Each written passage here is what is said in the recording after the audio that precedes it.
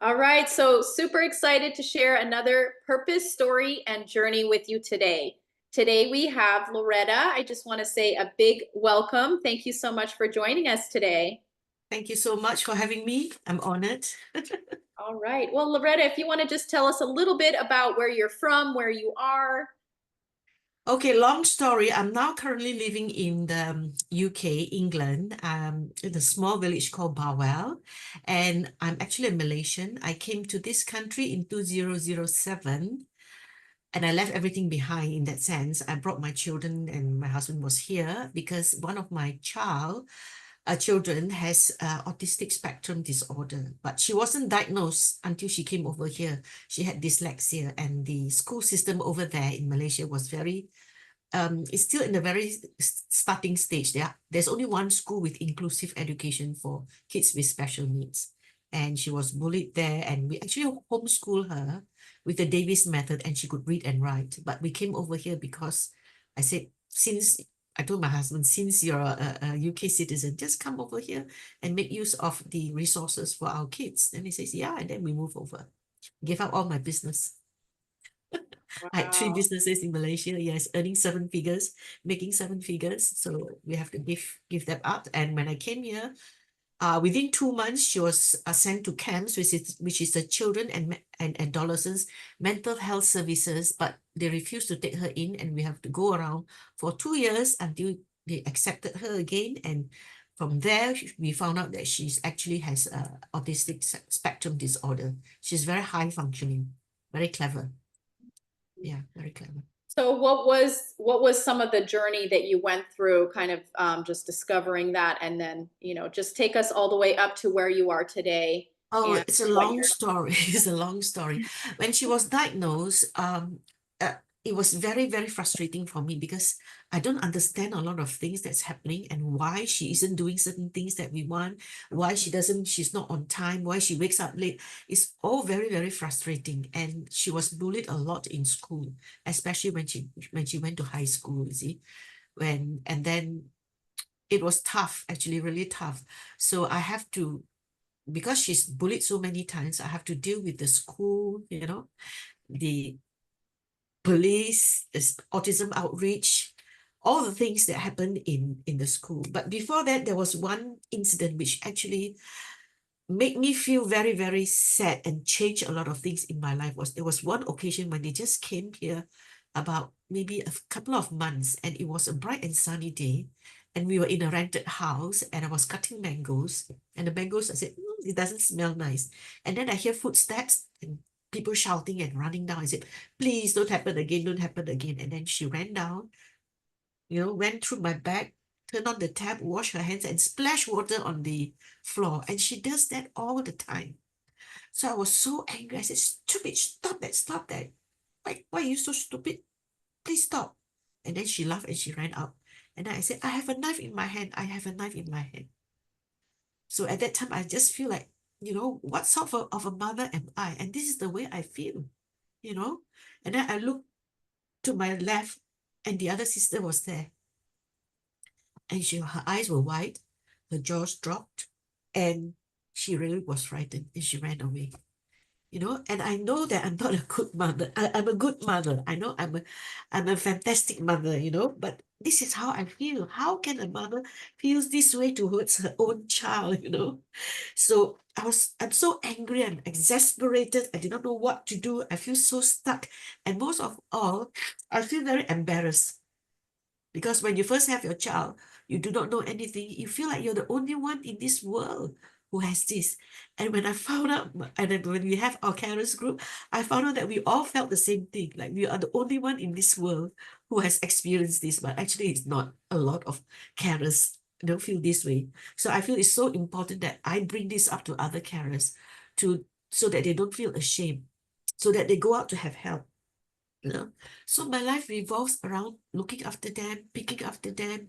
I'm a nurse, I'm a driver, I'm a teacher, I'm a timekeeper, and also a sanitary worker, if that makes sense.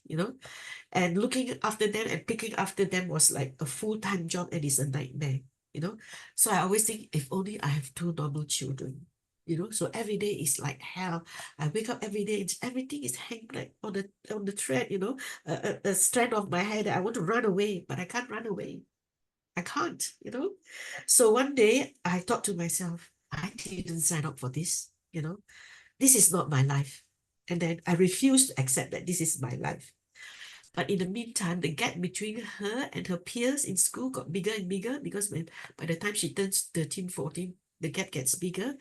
And then the school bully keeps on bullying her, and bully doesn't stop because she picks on vulnerable kids. And then my daughter also fights back, and she didn't stop. So every day is like she comes back from school, Mommy, this person did this to me, this person did, ring the police, ring the police. And she will have already read everything in the online, what to do when a person gets bullied. And she can tell me everything because to her, everything is very black and white.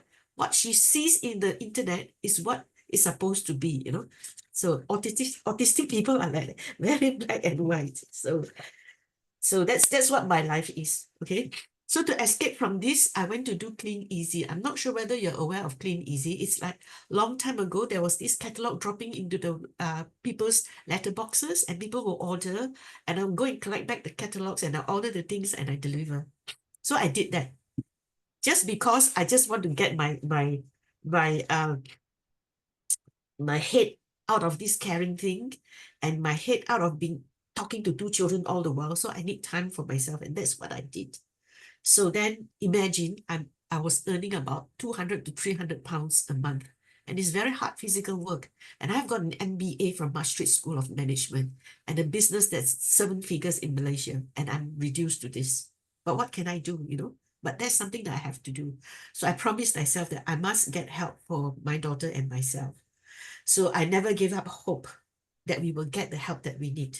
You know, so I attended all the meetings that is organized by the school and also by some charities, for parents or carers with children with disability.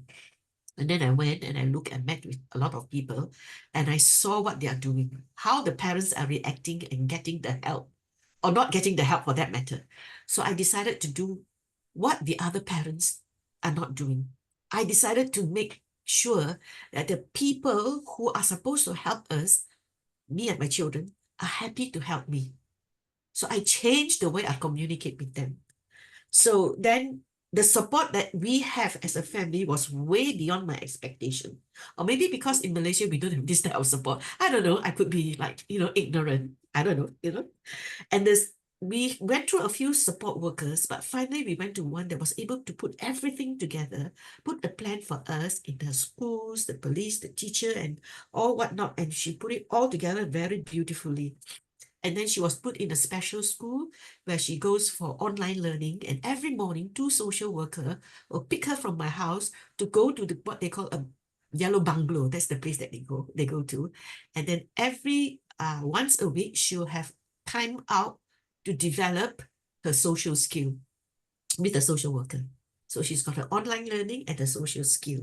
And that's what we got. And I'm so grateful for all the support.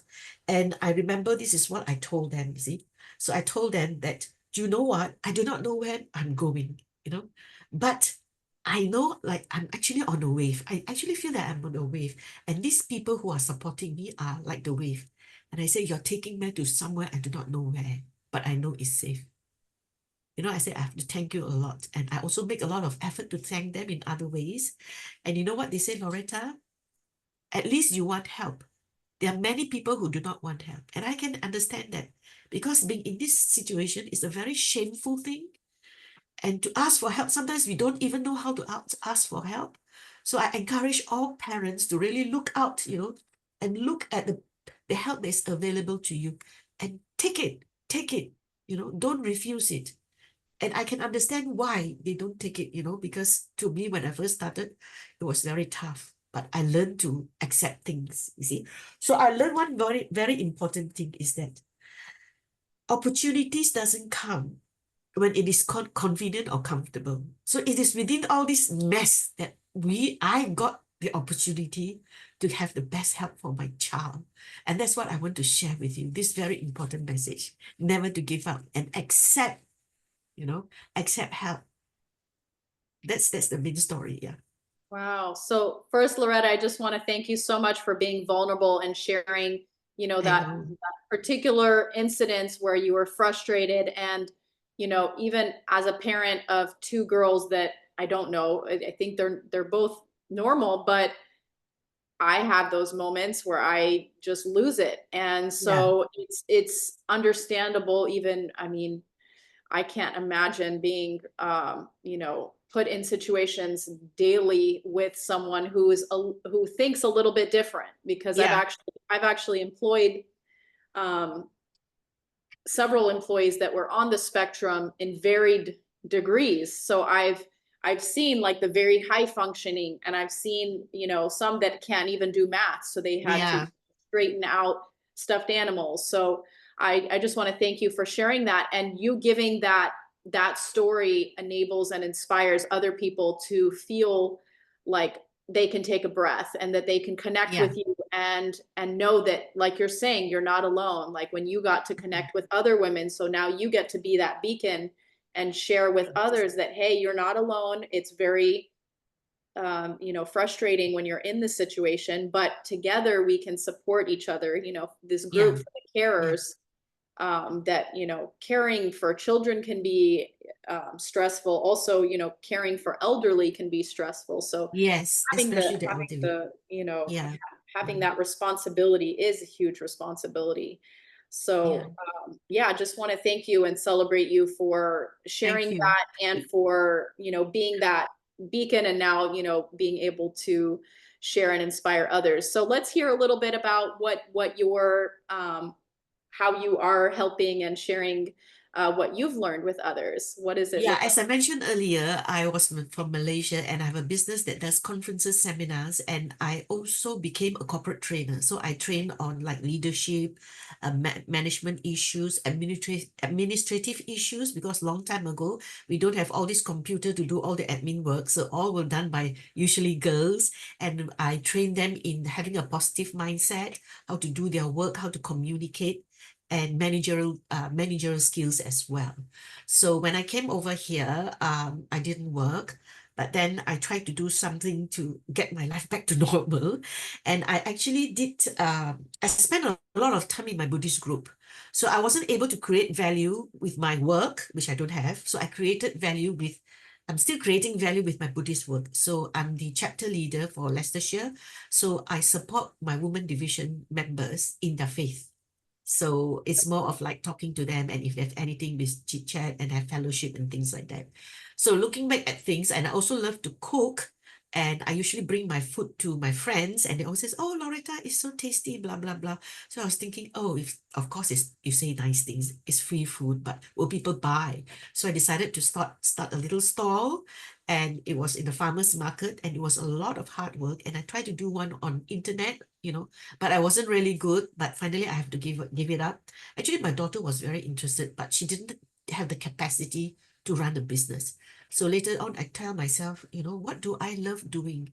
So I said, I love to teach. And during my time with my women division, we were in the process of getting the education and healthcare plan for my daughter, and everybody was coming up together and we were chanting together and things like that. And I was supporting them, and in return, they were supporting me. Then I told myself, I can support more people, not just my women division group.